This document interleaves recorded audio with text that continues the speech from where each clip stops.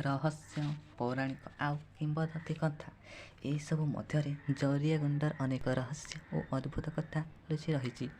ଏସବୁ ଜାଣିବାକୁ ହେଲେ ଚ୍ୟାନେଲକୁ ସବସ୍କ୍ରାଇବ୍ କରିନଥିଲେ ଜଲ୍ଦି ଚ୍ୟାନେଲକୁ ସବସ୍କ୍ରାଇବ୍ କରିଦିଅନ୍ତୁ।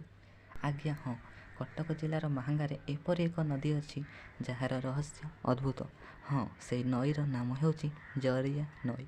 ଲୋକମାନଙ୍କର କହିବା ଅନୁସାରେ ଗାଁରେ କାହାର ବିବାହ, ବ୍ରତଘର ଏବଂ ଅନ୍ୟାନ୍ୟ ଯାହା ପାଳନ କରାଯାଏ, ଯଦି ବାସନର ଅଭାବ ଥାଏ ତେବେ ସେମାନେ ଗୋଟିଏ କାଗଜରେ ଲେଖି ନଦୀରେ ବୁଡ଼ାଇ ଦିଅନ୍ତି ଏବଂ କାଗଜଟି ମଧ୍ୟ ସାଧାରଣ ଭାବରେ ବୁଡ଼ିଯାଏ। ତା ପରଦିନ ସକାଳେ ଉଠିଲା ବେଳକୁ ନଦୀ କୂଳରେ ବାସନ ଭାସୁଥାଏ ଏବଂ ଲୋକମାନେ ତାହାକୁ ନିଜର କାର୍ଯ୍ୟରେ ଲଗାନ୍ତି ଏବଂ କାର୍ଯ୍ୟ ସରିଲା ପରେ ତାକୁ ନଦୀରେ ବୁଡ଼ାଇ ଦିଅନ୍ତି। କିନ୍ତୁ ଦୁଃଖର କଥା ଏହା ଯେ ଏହି କଳିଯୁଗରେ ମଣିଷ ବାସନ ଆଣିଲେ ଏବଂ ଦେଲେ ନାହିଁ ଏବଂ ଯେତେ ଲେଖାଲେଖି କଲେ ମଧ୍ୟ ଆଉ ବାସନ ଆସୁନାହିଁ। ଏହା ତ ଥିଲା ଜରିଆ ନଈର କାହାଣୀ, କିନ୍ତୁ ଏହା ପଛରେ ଅନେକ ବଡ଼ କିମ୍ବଦନ୍ତୀ ରହିଛି।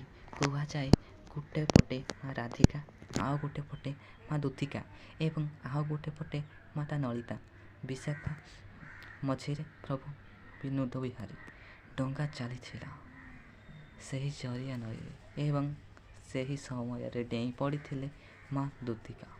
ଯାହା କିମ୍ବଦନ୍ତୀ କହୁଛି ଆଜି ବି ମାତା ଦୁତିକା ସେହି ଗଣ୍ଡ ଭିତରେ ଅଛନ୍ତି। ଏବେ ବି କେଉଟମାନେ ଧରିଥିବା ମାଛ ଭିତରୁ ଯେଉଁ ମାଛଟି ସବୁଠାରୁ ବଡ଼ ସେ ତାକୁ ମାଙ୍କ ପାଖରେ ଦିଅନ୍ତି।